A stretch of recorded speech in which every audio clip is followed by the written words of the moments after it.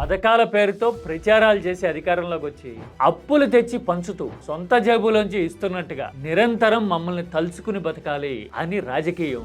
ఎప్పుడైనా మనం అన్నం తింటామంటే దానికి కారణం ఒక్కసారి ఈ పింఛన్ ఇచ్చే వాళ్ళని కూడా మీరు తలుచుకుంటే.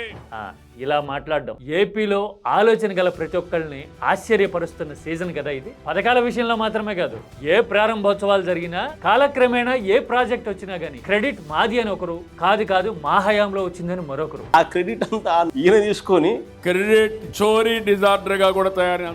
ఇలా పరస్పరం వాదులాడుకోవడం, క్రెడిట్ ఫైట్ జరగడం కూడా చూస్తూ ఉన్నాం కదా. ఇక్కడితో అయిపోలా, అసలు టెక్నాలజీ ఎవాల్వ్ అవుతూ సాఫ్ట్వేర్ రంగాలకి బూమ్ రావడం కూడా తమ ఘనత అని చెప్పుకుని ప్రచారం చేసుకోవడానికి కూడా దశాబ్దాల తరబడి ఈ రాష్ట్రం తెలుగు ప్రజలు చూస్తా ఉన్నారు కదా. మరి ఇలాంటి ప్రచారాలకి, సెల్ఫ్ సెంట్రిక్ గా అంతా తామే, అన్ని నేనే అని చెప్పే మాటలకి, చేసే ప్రచారాలకి సమాధానం ఏంటి, కౌంటర్ ఏంటి, జనం తెలుసుకోవాల్సిన వాస్తవం ఏంటి? ఒకరు చెప్పారు, ఎవరో తెలుసా? దేశవ్యాప్తంగా ఇప్పుడు మారుమోగిపోతూ మళ్ళీ లైమ్ లైట్ లోకి వచ్చారు కదా పీకే. ఆ పీకేనే ఇలాంటి ధోరణికి చెప్పిన సమాధానం చూస్తే గనక రాజకీయ అంధకారంతో కళ్ళు మూసుకుపోయిన వాళ్ళకి జ్ఞాన బల్బు టక్కన వెలుగుతుంది. అందుకోసమే ఏపీ లాంటి రాష్ట్రం పీకే మాటని ఇప్పుడు చూడాలి, తెలుసుకోవాలి. దాంతోపాటు రాజధాని లాంటి విషయాల్లో కూడా ఈ నేనే, మేమే అనే ధోరణి ఎలాగా రాజకీయం ఆడుతా ఉంది, ఎలాంటి పరిస్థితిని రాష్ట్రానికి క్రియేట్ చేసింది అని చెప్పడానికి కూడా నేను ఒక ఎగ్జాంపుల్ కోట్ చేయబోతున్నా. అది కూడా చూస్తే అసలు మన రాజకీయం ఎందుకు ఇలా తయారైందో, అసలు నిజాలేంటో మనకు అర్థమవుతాయి. చూసిన తర్వాత మీ ఆలోచన ఏంటి అనేది కామెంట్ చేయండి. I will also try to integrate that ఆలోచనలు.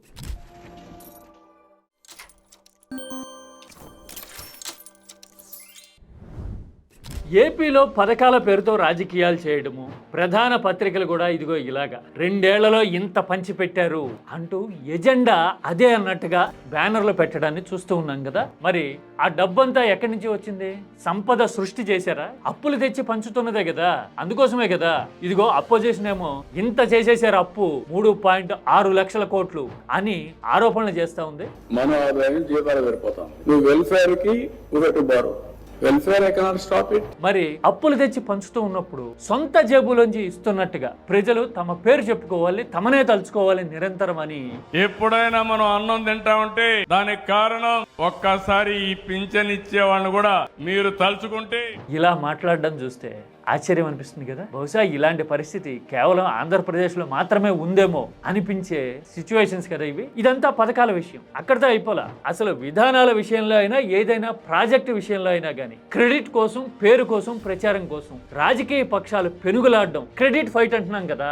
ఆ క్రెడిట్ ఫైట్ అనేది ఇంతకు ముందు ఎప్పుడూ లేని స్థాయిలో ఇదేంటి అని ఆశ్చర్యం వేసేటట్టుగా ఇప్పుడు ఆంధ్రప్రదేశ్ ముందు చాలా నిదర్శనాలు కనపడతా ఉన్నాయి కదా. అప్పుడెప్పుడో 2021లోను 22లోను క్రీడా అకాడమీలకి ల్యాండ్ కేటాయిస్తే మళ్ళీ శంకుస్థాపనలు చేయటాలు, ఒక అకాడమీలకే కాదు పరిశ్రమలకైనా, ఆల్రెడీ వచ్చేసి కేటాయింపులు జరిగిపోయిన ప్రాజెక్టులకైనా కానీ మళ్ళీ శంకుస్థాపనలు చేయటాలు, మలవల్లి లాంటి చోట్ల అయితే కనుక మళ్ళీ ప్రారంభోత్సవాలు చేయడాలని ఏపీ చూస్తా ఉంది కదా. ఎందుకని అంటే తమ పేరే ఉండాలి, శిలాఫలకాలు మళ్ళీ వెయ్యాలి, తాము తెచ్చాము, తామే తెచ్చాము అని చెప్పుకోవాలన్న ప్రయత్నాలు ఇలా కనపడుతూ ఉన్నాయి కదా. ఇలాంటి ధోరణి ఎందుకు పెరిగిపోయింది? ఓన్లీ ఏపీలోనే కాదు, దేశవ్యాప్తంగా కూడా సర్వసాధారణంగా జరిగే పరిపాలనా పరమైన విషయాలను కూడా గొప్పగా ప్రతిష్టలాగా చెప్పుకోవడం అనేది ఇప్పుడు చూస్తా ఉన్నాం కదా. సపోజ్ రేషన్ ఫ్రీగా ఇస్తున్నారనో, లేదంటే జన్ధన్ ఖాతాలు తెరిచి జనాన్ని ఉద్ధరించారనో ప్రచారం చేయడం చూస్తూ ఉంటాం కదా.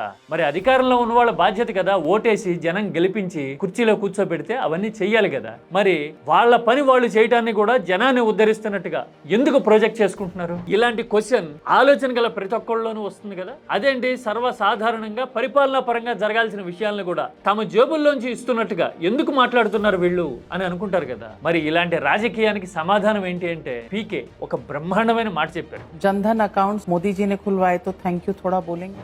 నావికా కుమార్ తెలుసు కదా, దేశవ్యాప్తంగా ట్రోల్ అవుతా ఉంటారు, ఆమె బీజేపీ మౌత్ పీస్ లాగా మాట్లాడుతున్నారు అని సోషల్ మీడియాలో జంజీ ట్రోల్ చేసే జర్నలిస్టులో నావికా కూడా ఉంటారు. ఆమె అడిగారు, చూశారు కదా, జన్ధన్ ఖాతాలు తెరిచారు కదా మోడీ, అందరికీ ప్రయోజనం చేశారు కదా మీ రాష్ట్రంలో, బీహార్ లో అంటే ప్రశాంత్ కిషోర్ ఏం చెప్పారు చూడండి. नेहरू जी ने IIT बनाए होते, भाखड़ा नांगल डैम बना होता, मैं ग्रीन रेवोल्यूशन की बात। ఐఐటి తెచ్చారు నెహ్రూ, అందుకోసమని ప్రతి ఇంజనీర్ రోజు నెహ్రూ పేరు చెప్పుకుని బతకాలా? గ్రీన్ రెవల్యూషన్ నెహ్రూ కట్టిన ప్రాజెక్ట్ వల్ల వచ్చింది అని రోజు బాక్రా నంగల్కి పూజలు చేస్తున్నామా? లేదు కదా. ఇది కూడా అంతే కదా అంటూ ఉన్నారు చూసారా. అక్కడితో అయిపోలా, ఇంకో మాట కూడా చెప్పారు. और मोदी जी ने कोई एहसान थोड़ी ना किया है, कोई भी जो जीत कर गया है वो एहसान थोड़ी ना कर रहा है। కాలక్రమేణా జరిగే అభివృద్ధి ఇదంతా.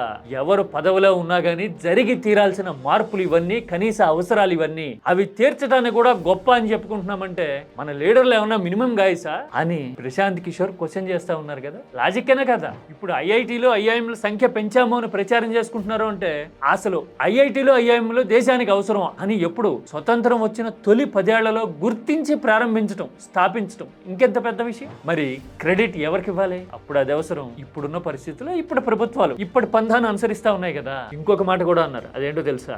दौर में जो लोग रहे उन्होंने अच्छा भी किया और खराब भी किया होगा। ఏ ప్రభుత్వం అయినా సరే జనానికి అవసరమైన కాలానుగుణంగా కొన్ని ప్రాజెక్టులు, నిర్ణయాలు తీసుకొస్తుంది. అలాగే కొన్ని తప్పులు కూడా చేస్తుంది. నెహ్రూ చాలా తప్పులు చేసి ఉండొచ్చు, అలాగని మోడీ మాత్రం తప్పులు చేయలేదా? మీరు జన్ధన్ ఖాతాల గురించి అడుగుతున్నారు, మరి పెద్ద నోట్ల రద్దుని క్వశ్చన్ చేస్తారా? तो डिमोनेटाइजेशन के लिए उनकी शिकायत भी कीजिए, अब तुरंत आप पलट के भागिएगा।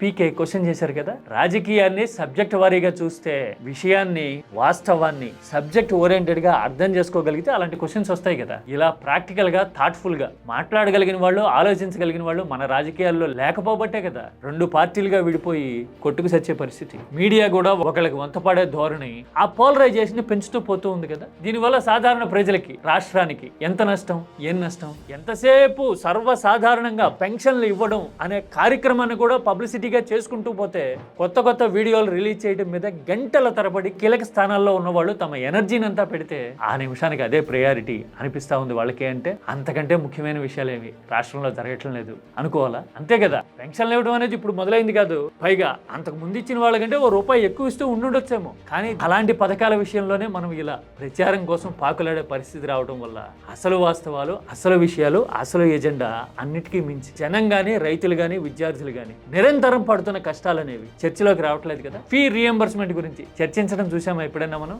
మొన్న ఈ మధ్యన తెలంగాణ ముఖ్యమంత్రి ఏమన్నారు? ఆంధ్రప్రదేశ్ లో 10,000 కోట్ల రూపాయల ఫీజు రియంబర్స్మెంట్ బకాయి ఉంది. 10,000 కోట్ల పెండింగ్లు ఉన్నాయి ఏపీలో అన్నారు కదా. మరి 10,000 కోట్లు ఉన్నాయా పెండింగ్? ఉంటే ఎప్పుడు ఇస్తారు? లేదంటే గనక పెండింగ్ ఏం లేవు అని ఖండించడం గానీ ఎందుకు జరగలా? అది కదా అసలు ఏజెండా. ఫీ రియంబర్స్మెంట్ అంటే పిల్లల భవిష్యత్తు కదా. ఏ పంటకి గిట్టుబాటు ధర రావట్లా, ఏ సీజన్ లో అయినా గానీ రైతు బోరు మంటమే కదా. మరి పెన్షన్ ఇస్తున్న రోజున ఆటోల్లోనో ఇళ్లకెళ్ళో వీడియోలు, ప్రచారాలు చేస్తున్నట్టు పంట కోస్తున్న రైతు దగ్గరికి వెళ్ళి కూడా ప్రచారం చేయొచ్చు కదండి. నిజంగా మద్దతు ధర దొరుకుతున్న మాట వాస్తవం అయితే, బ్రహ్మాండమైన ధర వచ్చింది ధాన్యానికి, మామిడి రైతు సంతోషంగా ఉన్నాడు, ఆక్వా రైతు పండగ చేసుకుంటున్నాడు, రొయ్యలాగా మీసం తిప్పుతున్నారు రైతులు కూడా అని చెప్పొచ్చు కదా. అలా చెప్పలేని పరిస్థితి ఎందుకుంటా ఉంది? ఎందుకంటే సర్వసాధారణంగా జరగాల్సిన విషయాల మీద ఫోకస్ పెట్టి అసలు సమస్యల్ని దారి మళ్లిస్తా ఉంది రాజకీయం. ఇది కదా పీకే పట్టుకున్న పాయింట్. అందుకోసమే పీకే మాట్లాడితే ఇప్పుడు దేశమంతా వింటా ఉంది, ఆంధ్రప్రదేశ్ తెలుసుకోవాలి అని అనిపిస్తా ఉంది. ఇక రాజధాని విషయం చెప్తానన్నా కదా. రాజధాని చుట్టూ ఇప్పుడు 2 వాదనలు వినిపిస్తా ఉన్నాయి కదా. మావిగన్ అని ఒకళ్ళు, ఆవిగన్ అని ఇంకొకళ్ళు మాట్లాడుతున్నారు అని సోషల్ మీడియాలోను, రాజకీయాల్లోనూ నిరంతరం వినపడతా ఉంది కదా. రాష్ట్రం విడిపోయి 12 ఏళ్ళు అయిన తర్వాత కూడా అసలు రాజధాని చుట్టూ రాజకీయ కాంట్రవర్సీని దాటలేకపోతా ఉంది కదా ఆంధ్రప్రదేశ్. మరి ఇలాంటి పరిస్థితి కారణం ఏంటి? నిన్నో మొన్నో చూసాం కదా, కొత్తగా మళ్ళీ హైకోర్టు డిజైన్లు చేస్తా ఉన్నాం కన్సల్టెంట్లకి. ఇది డిజైన్ల కోసమే. దాన్ని రీడిజైన్ చేయడం, వారి కన్సల్టేషన్ ఫీజు ని 206.59 కోట్ల మొత్తానికి 200 కోట్లకు పైగా చెల్లిస్తున్నాం అని ప్రభుత్వం ప్రకటించడాన్ని చూసాం కదా. ఎన్ని వందల కోట్లు, ఎన్ని ఏళ్ల పాటు రాజధాని చుట్టూ ఇలాంటి వాదోపవాదాలు. కారణం ఏంటి అంటే ఇక్కడ కూడా సేమ్ ఆన్సర్ కదా. రాజకీయ పెనుగులాట. మేమే చేశాము, మేమే కట్టాము అని కొందరు చెప్పుకోవాలనుకుంటే అలా ఎలా చెప్పుకుంటారో చూద్దాం అని ఎదురు సవాల్ చేస్తున్న రాజకీయం. అంతే కదా. నిజంగా రాజధాని కట్టాలి జనం కోసం, రాష్ట్రం కోసం, జాతి కోసం అంటే కనుక ఆ సంకల్పం ఎలా ఉంటుంది? ఇదిగో నేను ఈ వీడియో చేశా, చాలా మంది చూసి ఉంటారు. బ్రెజిల్ రాజధాని బ్రెసిలియాని 1956లో కట్టారు. ఎన్నేళ్లలో కట్టారో తెలుసా? కేవలం 4 సంవత్సరాలు. 1956 అంటే ఇప్పటితో పోలిస్తే టెక్నాలజీ ఏమాత్రం ఎవాల్వ్ అయి ఉంటుంది. మరి ఆ రోజుల్లోనే కేవలం 4 ఏళ్లలోనే కట్టారు. ఆ కట్టిన ఆయన పేరు బ్రెజిల్ అధ్యక్షుడు జెస్లినో క్యుబాస్టిక్ అని కూడా అంటారు. నేను ఆ వివరాలన్నీ చెప్తూ ఈ వీడియో చేశాను. ఆయన 4 ఏళ్లలోనే ఎందుకు కట్టాడో తెలుసా? ఎందుకంటే అప్పట్లో బ్రెజిల్లో ఉన్న నిబంధనల ప్రకారం ఒకసారి అధ్యక్షుడు అయితే మళ్ళీ రెండోసారి ఎలక్ట్ అయ్యే అవకాశం లేదు. అందుకని అతను కీర్తి కండూతితో నేను అధికారంలోకి వస్తేనే మళ్ళీ రాజధాని పూర్తవుతుంది అని ప్రచారం చేయాలి అని అనుకోవాలి. శక్తి సామర్థ్యాల అప్పులన్నీ వడ్డీ 4 ఏళ్లలో రాజధాని కట్టేశాడు. అది కూడా అల్లాటప్పగా కాదు, ఇప్పటికీ యునెస్కో గుర్తింపు పొందిన వెల్ ప్లాన్డ్ క్యాపిటల్ సిటీస్ ఏవి అని టాప్ 10 లెక్క తీస్తే అందులో బ్రెసిలియా ఉంటుంది. పైగా కట్టింది కూడా అంతగా వ్యవసాయానికి అనువు కానీ